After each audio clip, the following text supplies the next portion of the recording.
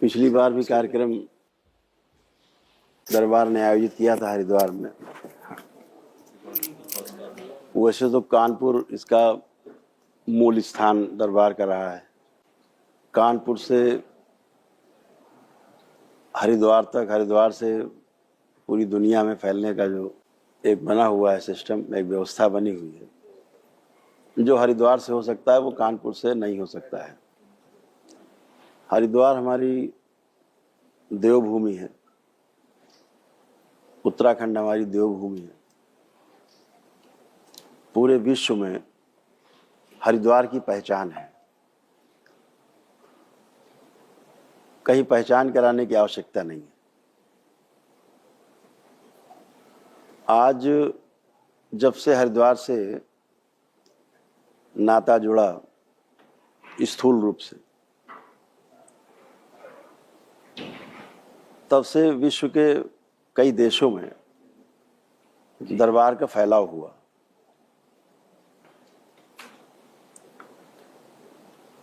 और उसका परिणाम ये रहा कि अमेरिका जैसे देश में भी कई जगह दरबार का उदय हुआ है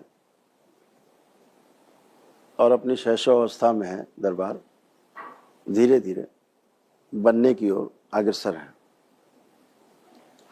आज पूरे विश्व में जो सबसे बड़ा संकट है, रोगों का संकट सबसे बड़ा है। और जो रोग हैं ये शारीरिक भी हैं और मानसिक भी हैं। एक बहुत बड़ी अव्यवस्था पूरे विश्व में और एक संशय, एक आशंका पूरे विश्व में मानव जाति फैली हुई है। किसी को भी रोग का इलाज कराए जाने के बाद उसके परिणाम को लेकर के कोई विशेष रूप से उनका निश्चित एक आकलन नहीं रहता है, ना डॉक्टर्स का रहता है ना पेशेंट का रहता है। उसके पीछे कारण है कि अनुमान के आधार पर चिकित्सा होना। जो दिखता नहीं है और जो दिखता है, दो प्रकार के रोग हैं। जो दिखता है रोग, वो जो नहीं दिखाई दे रहा है वो उसका आधार है। जो नहीं दिख रहा है वो आधार है। जो दिख रहा है वो मात्र कहा जाए कि भ्रम है। अगर एक फोड़ा हुआ हमारे शरीर में कहीं और फोड़े को आप सर्जरी कर दें, फोड़े का कारण नहीं पता, वो फोड़ा बार बार होगा शरीर में। बोलेंगे किडनी में स्टोन है, गैलब्लैडर में स्टोन है, निकाला जाएगा, फिर बार बार होगा, फिर सर्जरी। महिलाओं में तमाम जो उनके स्त्री अंग हैं, तमाम प्रकार के उनको कष्ट होते हैं, सर्जरी होती है, सिस्ट निकाले जाते हैं, स्टोन्स निकाले जाते हैं, सड़न गलन होती है, फिर से उनको होता है वही रोग, बार बार रिपीट होता है, बार बार रोग रिपीट होते हैं। तो कारण क्या है कि रोग बार बार रिपीट होता है? पूरे विश्व में इसको लेकर के संशय बना हुआ। पिछले वर्ष एक रिपोर्ट आई थी, इजराइल ने और इंग्लैंड ने मिल करके एक शोध किया। उस शोध के पश्चात उनका जो निष्कर्ष है तो आधा अधूरा, लेकिन जितना भी उनका निष्कर्ष है वो एकदम सत्य है। आधा ही है लेकिन आधा सत्य है। आधे की जानकारी ना तो उनको हुई है और ना भविष्य में कभी हो पाएगी। क्योंकि जो शरीर को मान करके चिकित्सा करता है या शरीर को मान करके जानना चाहता है, वो पूरा जान नहीं पाएगा। क्योंकि शरीर के पीछे एक व्यवस्था है जीवन की। जीवन ही शरीर को मेधस के द्वारा संचालित करता है, मेधस मस्तिष्क को संचालित करता है और मस्तिष्क हमारे हृदय को संचालित करता है, हृदय हमारे पूरे शरीर को संचालित करता है। ये व्यवस्था है। अभी विज्ञान ने मान रखा है कि हमारा मस्तिष्क ही हमारे जीने का आधार है। मस्तिष्क के पीछे मेधस है, मेधस के पीछे वो जीवन है जो हमारे अंदर से आपसे बात कर रहा है, आपके अंदर बैठ के सुन रहा है। तो वह जीवन इसका सबका आधार है। जीवन के रोग अलग हैं और शरीर के रोग अलग हैं।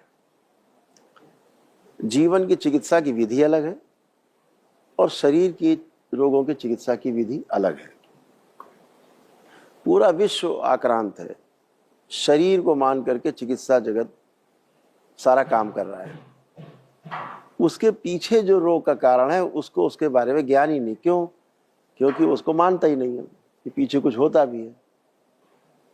हाड़ मांस के शरीर को, हाड़ मांस के ढांचे को, मांस के पिंड को, मस्तिष्क को उसने आधार मान रखा जो है नहीं। जब जीवन इससे निकल जाता है तो कूड़े जैसा आदमी मिट्टी के ढेर की तरह पड़ा रहता है, कुछ बचता नहीं। हमारे महापुरुषों ने, सभी जितने धर्म हमारे देश में मजहब हैं, सभी साधु संतों ने, ऋषि मुनियों ने, तमाम मानव जाति के भलाई के लिए लगे रहने वाले लोगों ने बहुत रिसर्च की, बहुत ढंग से किया है, उसको बाकायदा लिपिबद्ध भी किया गया है। बड़े अफसोस की बात है कि उसको दरकिनार करके केवल धन के लालच में मनुष्य जाति को नोचा जा रहा है। अस्पताल में जाने के बाद आदमी किसी निष्कर्ष पे नहीं पहुंचता है कि जिंदा वापस जा पाएगा भी कि नहीं जा पाएगा। जैसे हम लोग छोटी सी उससे आपको बताने की कोशिश करें, हवन करते हैं हम लोग, अग्नि जल रही होती है, अगर अग्नि मंद पड़ जाए तो हम लोग फिर थोड़ा धीरे से जो सामग्री है वो कम डालते हैं, धीरे धीरे आग पकड़ ले। अगर इकट्ठा हम डाल दे सामग्री तो बुझ जाएगा हवन। अस्पताल आदमी तभी जाता है जब वो उसको बहुत ज़्यादा कष्ट होता है, तो उसका इम्यून सिस्टम काफ़ी कमज़ोर हो जाता है। इम्यूनिटी कमज़ोर होने का जो कारण है वो हमारी स्मृतियाँ हैं, जिस पे रिसर्च किया इंग्लैंड ने और इजराइल ने। तो क्या करते हैं कि जब अस्पताल गए तो सबसे पहले सब लोग उस पर चढ़ जाते हैं, पूरा सिस्टम अस्पताल का, कि अरे बस गया गया, कि उस पर इतनी चीज़ें डाल देते हैं अंदर कि उसकी तो इम्यूनिटी वैसे बहुत कमज़ोर होती है, उस पर और दबाव, उस पर एकदम से सारा जहर केमिकल घुसड़ देते हैं। बची हुई इम्यूनिटी भी बैठ जाती, क्योंकि इतनी क्षमता नहीं होती शरीर में कि वो उसको पचा सके दवाइयों। फलतः आपने हमेशा सुना होगा आईसीयू जाने का मतलब आदमी की सांसें रुक जाती है।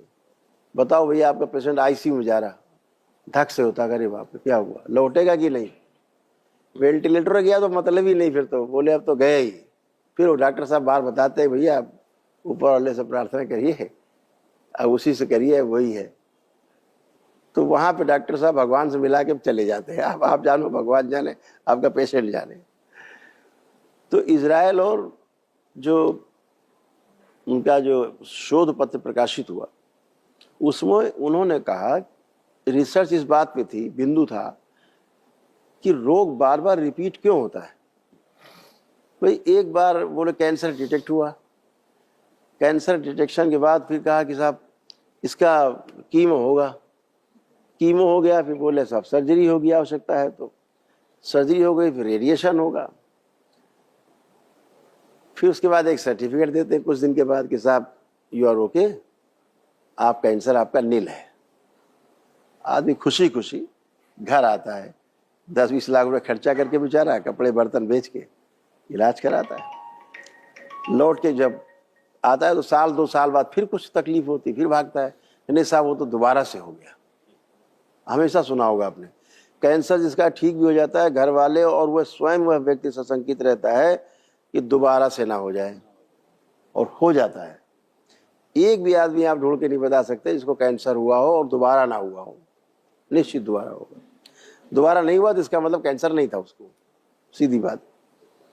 तो अब ये दोबारा जो हो जाता है, इसी पे शोध उनका हुआ, इसी पे रिसर्च की कि दोबारा क्यों होता है। तो उन्होंने ये पाया शोध के बाद, रोग दोबारा से रिपीट होने का जो कारण पाया वो ये पाया कि रोग हुआ और उसकी चिकित्सा हुई। चिकित्सा की जो यादें हैं, जो हमारी स्मृतियां हैं चिकित्सा के दौरान की, वही दोबारा से रोग उत्पन्न होने का कारण है। एकदम सटीक बात की। दरबार यही देखता है कि रोग का कारण हमारी स्मृतियां हैं। इतना ही नहीं, जिन घर वालों ने उस चिकित्सा को देखा है, उसके कष्ट को देखा है, वही रोग घर वालों में बनने लगते हैं। स्मृति इतनी खतरनाक है, बहुत खतरनाक। हम आप सबको कई फुर्सत में रहे तो प्रैक्टिकल करके दिखा सकते हैं, स्मृतियों को ट्रांसफर करके किसी में, कि सेम कष्ट इस रोगी के उसको होने लगेंगे। आप जैसे ही किसी से भाव से जुड़ते हैं, उसके सुख या दुख आप में परिलक्षित होने लगते हैं। कोई एक व्यक्ति खुशी आया, चुटकुला सुनाए, हंस रहा है, आप भी हंस रहे, किलकिला। एक व्यक्ति बैठ रो रहा है, सबके अंदर दुख पैदा हो जाता है अपने आप। तो ये एक व्यवस्था है। जैसे ही आप भाव से जुड़ते हैं गहरे से, आप उसके भाव से जुड़े और उसकी स्मृतियां आप में ट्रांसफर होना शुरू, या आपकी उसमें जाना शुरू। जैसे आप ब्लड डोनेट करते हो तो आपकी स्मृतियां भी उस व्यक्ति में ट्रांसफर हो जाती हैं। आपके रोगों की स्मृतियां, कष्टों की स्मृतियां, सब ट्रांसफर हो जाता है ब्लड डोनेट होने के बाद जिसको देते हैं। इतना ही नहीं, ये तो आपने सोचा है कि ए ने बी को दिया तो बी में रोग चले गए या कष्ट चले गए, ऐसा नहीं है। केवल बी के भी रोग कष्ट उसके ए में आ जाते हैं, जबकि उधर से खून नहीं आया है, उधर से स्मृतियां ट्रांसफर हुई हैं सूक्ष्म में। ऐसे गठबंधन हो जाता है। बहुत अद्भुत है सूक्ष्म जगत। बिना सूक्ष्म जगत के स्थूल जगत है नहीं, इसकी कोई हैसियत नहीं स्थूल जगत की। सारा सूक्ष्म होने के आधार पे, अगर सूरज है उसके चारों ओर सूक्ष्म है जो खाली हिस्सा दिख रहा है, चंद्रमा है उसके चारों ओर जो खाली हिस्सा दिख रहा है, धरती खाली हिस्सा चारों ओर दिख रहा है, यही उसके होने का और नियमित रहने का आधार है, सूक्ष्म जगत ही। ऐसे शरीर है, तो जो सूक्ष्म है वो शरीर को चला रहा है, सूक्ष्म निकल जाए शरीर मिट्टी है। तो दरबार के जो शोध हैं, उस शोध के उपरांत दरबार ने निर्णय लिया कि इसको पूरे विश्व में ले जाना है, और पूरे विश्व में ले जाना है। और हमारा जो सनातन है, सनातन के आधार पर ही इसको पूरे विश्व में फैलाया जा सकता है। अभी सनातन को लेकर के बहुत भ्रम है, बहुत लोगों ने अवधारणाएं बना रखी हैं अपने अपने हिसाब से। सनातन एक धर्म है, उसको हिंदू से जोड़ करके देखते हैं। हिंदू एक संस्कृति है और सनातन हमारा धर्म है। किसी जाति का हो, किसी धर्म का हो, किसी मजहब का हो, किसी संप्रदाय का हो, किसी कबीले का हो, उसका धर्म सनातन ही है। ये पहाड़ पर्वत, ये नदियाँ, हवा, पानी, मिट्टी, ये सनातन है।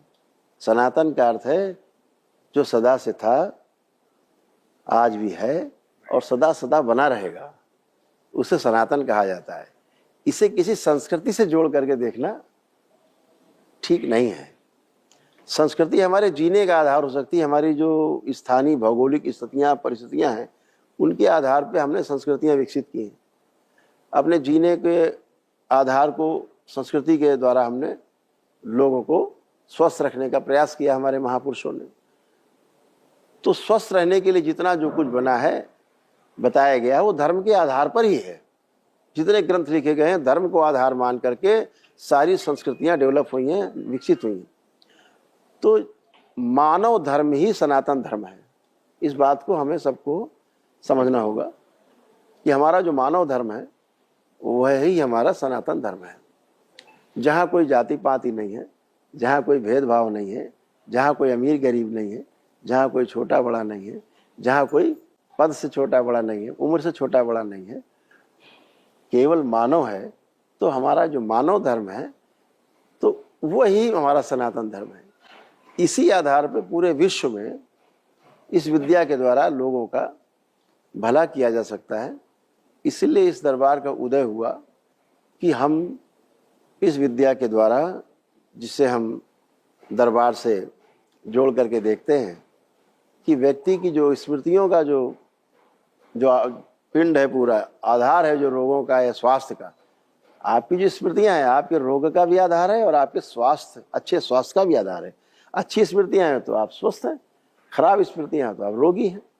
तो दरबार इतना ही करता है कि आपकी जो खराब स्मृतियां उनको डिस्ट्रॉय कर देता है, वैदिक रीति से, वैदिक विधि से उसको नष्ट कर देता है, और जो अच्छी स्मृतियां हैं आपकी वो प्रकाशित हो जाती हैं, तो आप स्वस्थ होते हैं। इतनी सी बात है। तो इसको पूरे विश्व में ले जाने की तैयारी है। तो दरबार हर 3 माह में एक अपना सम्मेलन करता है, महासम्मेलन। अपने दरबार के भक्तों का, शिष्यों का, जो बाबा के भक्त हैं, शिष्य, उनका एक सम्मेलन करता है।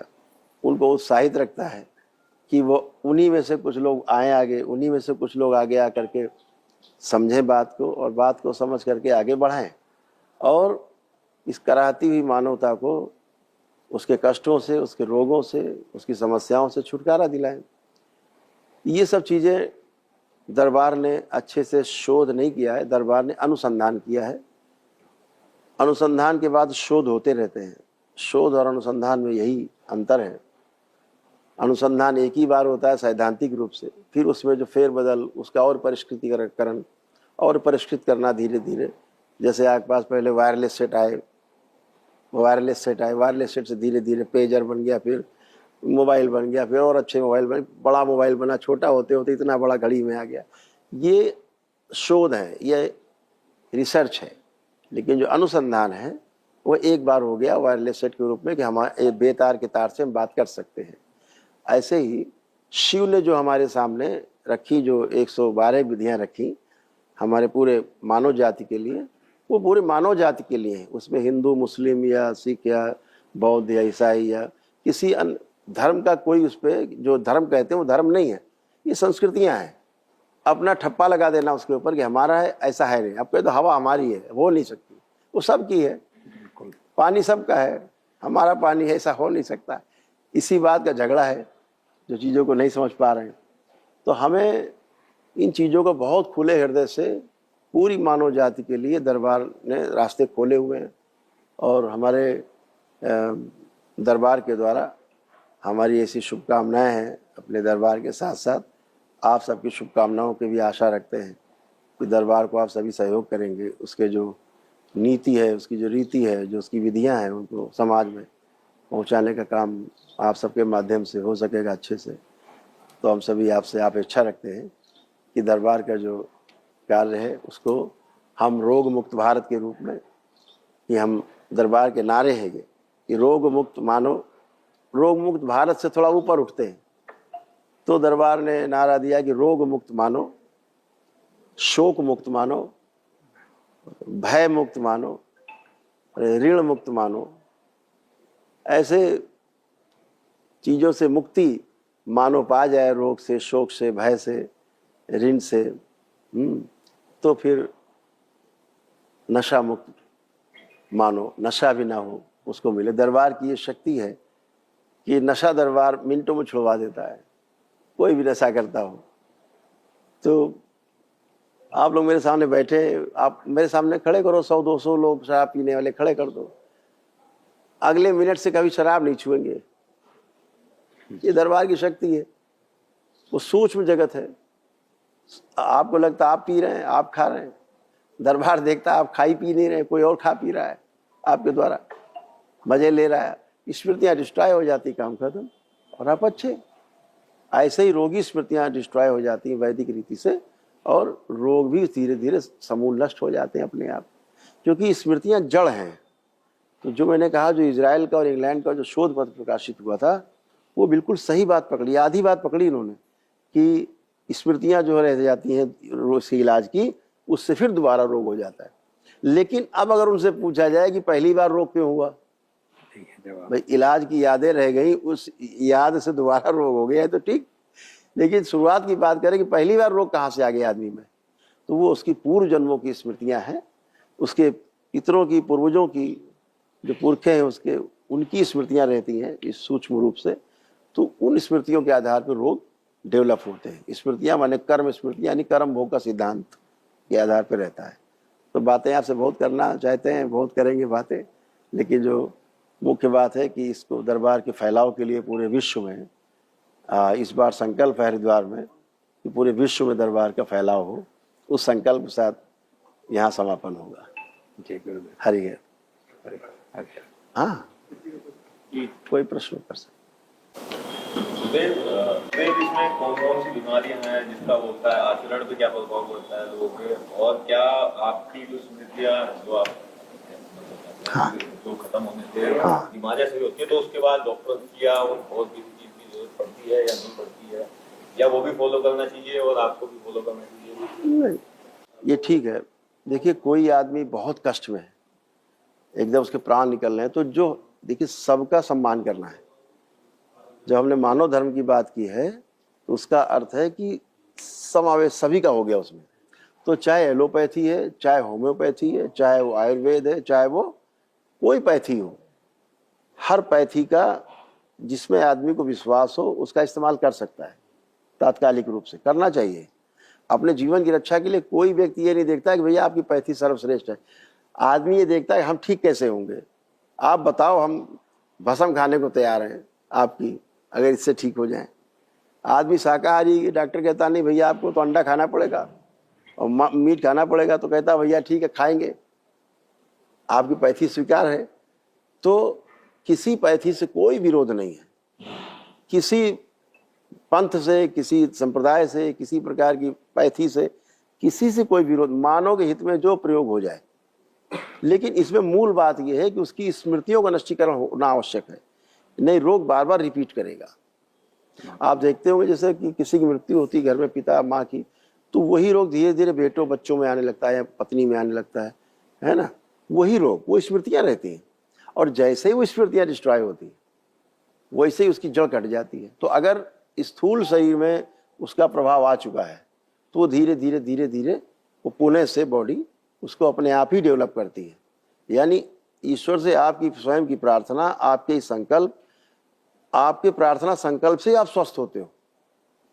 दूसरा कोई रास्ता नहीं है इस संसार में। इस मानव जाति के पास जो सबसे बड़ी शक्ति है प्रत्येक व्यक्ति में, बच्चे बूढ़े जवान नौ सब में, वो आपकी प्रार्थना की, आपके संकल्प की शक्ति है। उसी से आप ठीक होते हो। कोई डॉक्टर कहे मैंने आपको ठीक कर दिया, नहीं।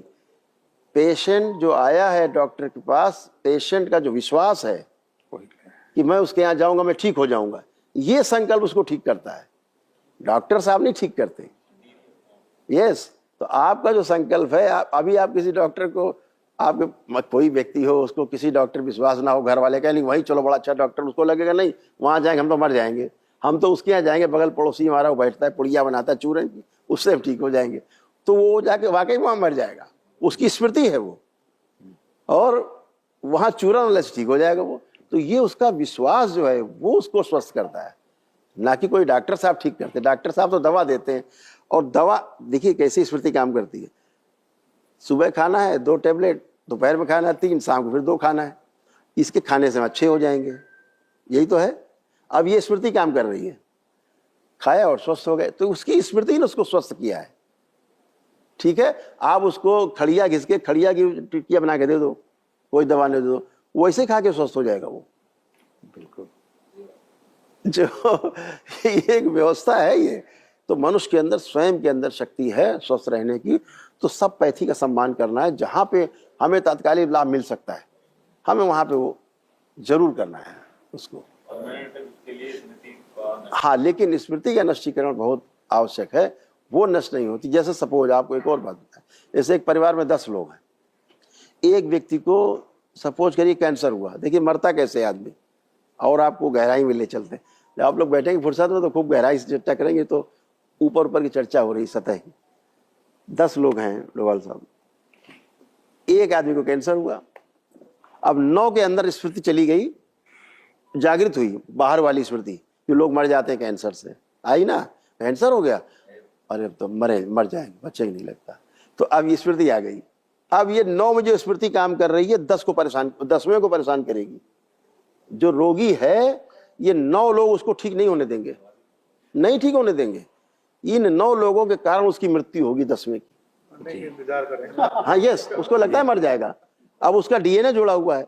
डीएनए का जो ऊर्जा पथ होता है, एक तो डीएनए स्थूल में देखते हैं, डीएनए का यस, तो डीएनए का जो सूक्ष्म पक्ष है वो सब जुड़ा रहता है। तो उसमें स्मृतियां आपस में ट्रेवल करती रहती हैं। तो वो उसको लगता है आप तो मर जाएंगे, तो यही भाव उसमें रहेगा पेशेंट में कि मैं बचूंगा नहीं, मर जाऊंगा। अगर ये 9 से समाप्त कर दी जाए, 9 में ये डाल दिया जाए अरे बिल्कुल ठीक हो जाएगा, बिल्कुल नहीं मरेगा, वो 10वां एकदम स्वस्थ हो जाएगा। देखिए हम आपको करके दिखा सकते हैं। भाटी जी कहाँ गए? कहते हैं किसी भी चीज के लिए जो है विल पावर जो है मजबूत होना चाहिए। हाँ, और उस अपने इस विल पावर की वजह से भी वो बहुत सारी चीजों को जो है, जैसे अपने स्मृति वाला जो अपनी स्मृति वाली बात कही, और एक होता जैसे कोई शराब छोड़ना चाहता है, उसके जो विल पावर इतने स्ट्रांग होते हैं, अगर वो निर्णय कर लेता है कि हमें शराब नहीं पीना है तो वो छोड़ देता है। तो क्या ये स्मृति और विल पावर क्या? इसी की बात कर रहा हूँ, संकल्प की बात कर रहा हूँ। जो मैंने संकल्प और प्रार्थना की बात की, संकल्प का जो हमारा सेंटर है, पावर सेंटर, वो हमारी नाभि है। जो हमारे गर्भ में, माँ के गर्भ में हमारी नाभि जुड़ी रहती है, जिससे हमारा पालन पोषण होता है गर्भ में। तो ये हमारा विल पावर सेंटर है, ये हमारा इच्छा शक्ति का केंद्र है, हृदय हमारा भाव शक्ति का केंद्र है और ये विचार का केंद्र है। तीन का संतुलन ही जब हो जाता है तो संकल्प होता है कोई मजबूत, तब आप पूरा आपका संकल्प होता है। अगर यहाँ से इच्छा शक्ति छोड़ दीजिए, हृदय से छोड़ा रहे यार अच्छा नहीं है, लोग समाज में क्या कहते हैं, ये मजबूत नहीं है तो पिएगा बार बार आदमी। तो विचार, भाव और हमारी इच्छा शक्ति, डिजायर, जो हमारे विल पावर सेंटर है, ये तीनों का जो गठजोड़ होता है वो संकल्प होता है। तो हमारे संकल्प से, हमारी प्रार्थना से ये चीजें नष्ट हो जाती हैं। गुरुजी, स्मृतियाँ कैसे नष्ट होंगी आपके शरण में या स्वयं? धार्मिक होने से भी सकती है या? हाँ, धार्मिक, वही धार्मिक होने से नष्ट होंगी। कैसे? धार्मिक माने वो नहीं हिंदुइज्म और मुस्लिम और ये क्रिश्चियनिटी, ये नहीं। धर्म यानी व्यवस्था, सूरज, चांद, सितारे, ग्रह, गोल, नक्षत्र, धरती, इसके आधार पर, वायु, जल, इसके आधार पे, इसके शुद्धिकरण से। अभी क्या है बताओ, अच्छा इसमें से कौन सा शुद्ध है? पांचों तत्व हैं, पांच में से आप बताओ तो कौन सा यहाँ पे शुद्ध है? चार तत्व तो शुद्ध है ही नहीं, है ना। आपका जल तो बिल्कुल ही नहीं है शुद्ध, आप कहीं से उठा लो जल, अभी यहीं ले लो जल, गंगोत्री के जल में यहाँ के जल में फर्क है। ये कहाँ से फर्क आ गया, है ना। तो धर्म को हमने नष्ट किया, ये धर्म को नष्ट करना ये है, ठीक है ना। ये अधर्म है, तो हमें इस अधर्मता से, इससे बचना है। ये सबके लिए, जल सबके लिए है, इसको कोई हिंदू पिएगा, मुस्लिम पिएगा ऐसा नहीं है, ये सबको लगेगी। तो ये हमारा धर्म है कि हम जल का संरक्षण करें, जो जैसे हमको मिला है उसको वैसा रखने में हम मदद करें सृष्टि की। जैसे कोरोना काल आया तो आप लोग तो याद रहते देखा ही होगा, जल कितना स्वच्छ हो गया होगा, है सारा वायुमंडल और सारा जल, वाल साहब देखा होगा आपने कैसे हो गया होगा, नीला हो गया है एकदम बिल्कुल शुद्ध। तो अब ये क्या किया कि मनुष्य की उसमें दखल जो है वो न्यून हो गया, है ना। तो यही धर्म को बचाना है, यही धर्म है ना। मेरा क्वेश्चन था कि स्मृतियाँ कैसे नष्ट? हाँ, वही हमने कहा बाटी जाए तो करें, आप इसलिए स्थगित किया था। हम दिखाते हैं, आप लोग आंखें बंद करिए 1 मिनट के लिए, हम आपको दिखाते हैं स्मृतियाँ कैसे हटती हैं। आंखें बंद करिए। ओम। देखिए, हम एक काम करेंगे, आपके हम उन विचारों को जो स्मृतियाँ बनाती हैं हम रोकेंगे, आपके अंदर एक भी निगेटिव थॉट्स नहीं आएगा अगले मिनट से। बंद करिए,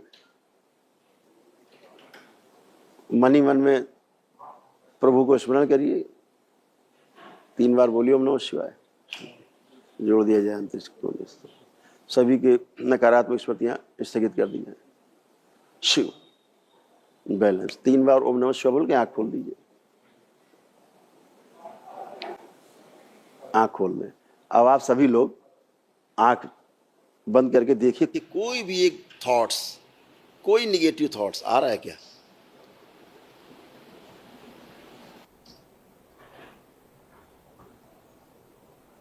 खूब सोचिए, किसी के प्रति आ रहा है क्या, ये देखिए। नहीं आ रहा। अच्छा, अपना जो दुश्मन नंबर 1 हो उसको ध्यान करिए, देखिए उसके लिए भी कोई एक भी निगेटिव थॉट्स आ रहा है क्या, आप चेक करिए। आप लोग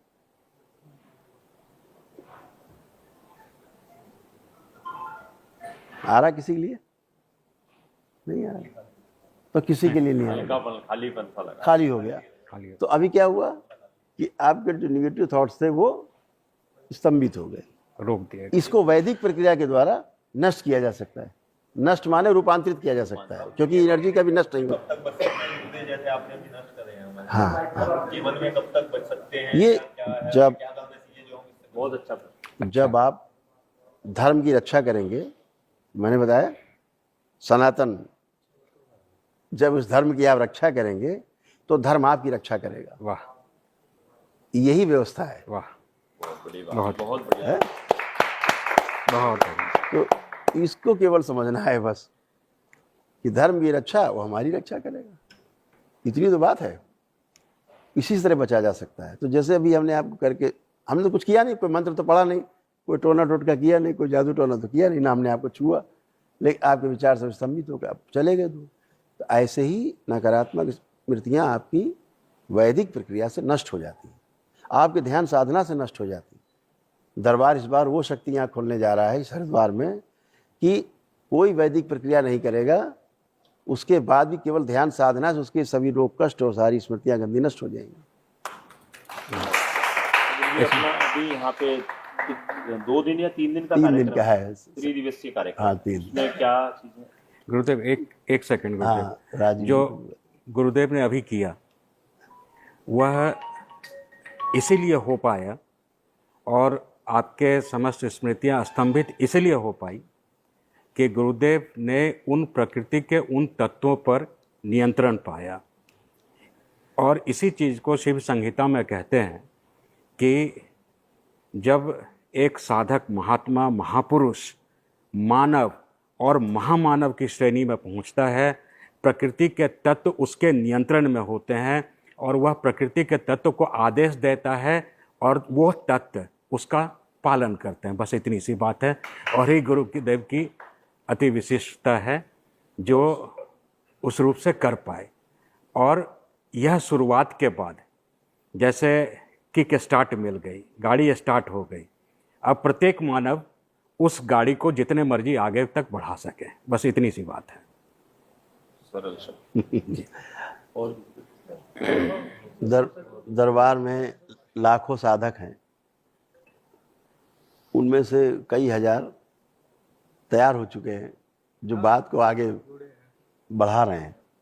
और तो गुरुजी विदेश प्रवास भी रहता है, देशों में भी शाखाएं हैं। हमें तो इंटरेस्ट नहीं था वो, लेकिन जो अपने पास धरोहर है दरबार के पास, वो मानव जाति की धरोहर है, इसीलिए पूरे विश्व में इसको फैलाना आवश्यक है।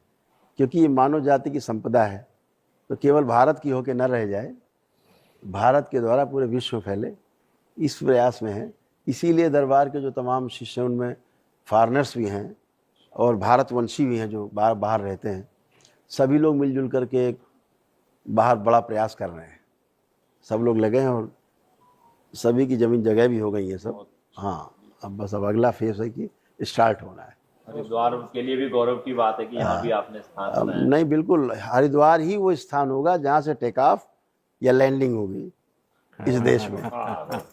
इस देश में जो आपका हमारे देश का गौरव, हमारे देश का मान ऊंचा हो, इसके लिए हर प्रयास दरबार करेगा कि हरिद्वार उसमें सबसे आगे रहेगा। हरिद्वार से निकल करके कोई दरबार और पूरे विश्व में फैला है, तो ये हरिद्वार के खाते में ही आएगा, ये उत्तराखंड के देवभूमि के खाते में ही आएगा।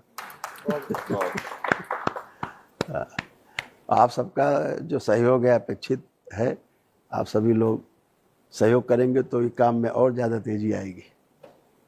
बहुत अच्छा।